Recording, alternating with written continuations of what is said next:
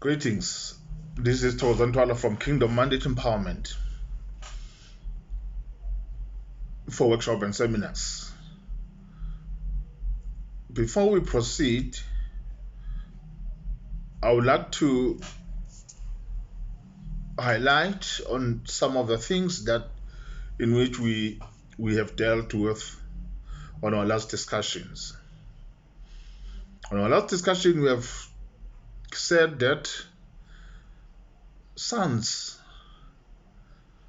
in their journey to adulthood, in their journey to manhood, they need men. They need their fathers to journey with. Boys cannot journey and embark on the journey to adulthood, and that they are expected to be men. Hence, they were not journeying with their fathers. So now their fathers need to be there in order to assist, in order to inspire, in order to emulate what is it that is expected to a son in order to become a matured and a responsible male, in which our nation is crying for in this particular moment. Now, we have highlighted that to them, adolescents, close relationship is more valuable. Close relationship with their fathers is more valuable than their father's accomplishments. So now, in the midst of whether a father has accomplished in life or not, still, sons and daughters will show respect to a man who is courageous, who is showing courage, and that courage needs to be displayed by being there in their upbringing, by being there in the journey in which they are embarking upon. Now, father's presence impact in the positive development of their sons in three ways. One, it boosts their confidence to do well in life. Sons in particular will want to do well. Girls also will want to do well because of the parents who are there, and the image of the father is particularly more important in this regard. Two, it provides a model to emulate. Three, it plays a role of admonishment in order to be put on track. Now, every son needs to be admonished by his father. Every son needs an admonishment of his father in order to become a responsible male citizen tomorrow.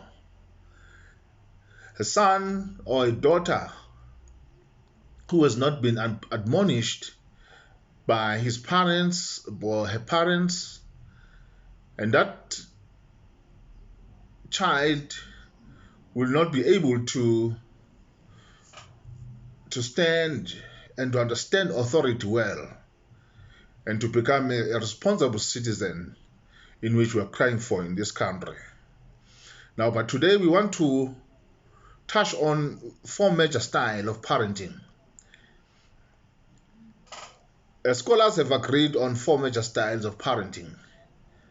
They argue that majority of parents display one of four different parenting styles. These styles, one, we've got what we call the authoritarian parenting style. We've got the authoritative parenting style, permissive parenting, and uninvolved parenting.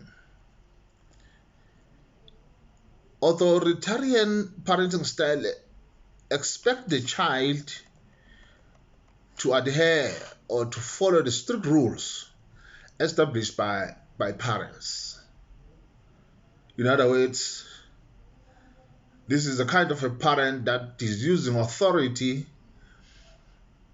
that he does not want to be discussed, that his word is final. We call this style of parenting authoritarian because this kind of a parent is using only authority and fear in order to execute the proper parenting style. Now, authoritarian parenting style will, in most cases, when a child fails to follow the rules, will definitely result to punishment. Usually, because the parents have ordered it, it must be done without any explanation and question.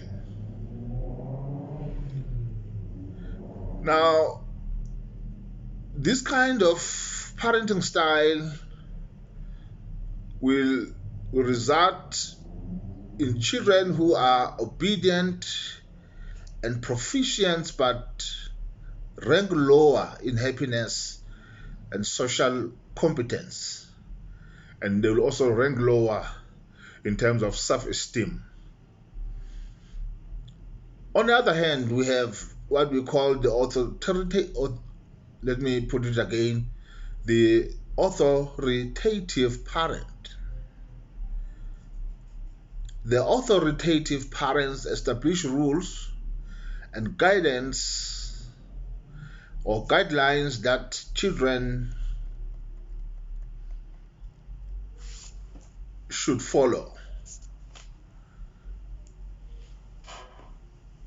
Nevertheless, this parenting style is much more child-rearing.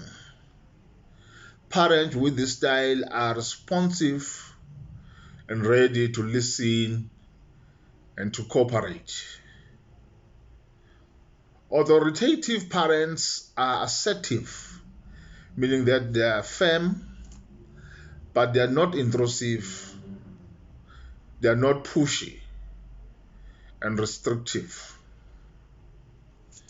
And in most cases, this results or it will lead to children who are happy, who are also capable and successful in some way or the other, and who do not hate to be reprimanded in the near future. When coming to the permissive parenting,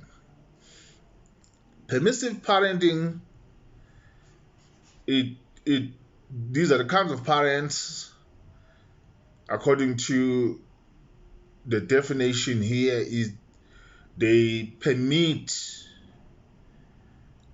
bavumela konke, bavumela okuningi ukuthi abantwana bakwenze. Abantwana permissive parenting, with the permissive parents, in most cases, they are permitted to do whatever that they would like to do, or in other words, whatever that they would feel it is their democratic right to do. So these are parents who allow their children a lot of freedom. These are parents who are hardly punish or discipline their children. It is rare. Who do not differentiate, in most cases, these parents, they do not differentiate between discipline and abuse. They would interpret discipline as a form of abuse, and therefore it is not necessary to be firm and to discipline your children, because it is somehow interpreted as a form of abuse. Therefore, this usually breeds children who due to permissive culture are lawlessness and are unruly, which mostly results to what we call social ills. Then the last one we said is an uninvolved parenting style. Has to do with a kind of parenting which is actually reserved, is actually not involved in the process of proper parenting. It is attributed with a few demands and little communication. Though the parents fulfill the needs of a child, they rarely get attached to a child. Similarly, uninvolved parents make few to no demands of their children, and they are often indifferent, dismissive, or even completely neglectful. And in most cases, this produces children who have low self-control, low self-esteem, and highly incompetent. Therefore, we have discussed 4 different styles of parenting in which we would love that most parents in South Africa will improve on their parenting style, because parenting style plays a most important role in terms of the results and what kind of children that will be produced. It is somehow determined by the way in which those children have been raised in most cases. So now we want to touch on permissive parenting.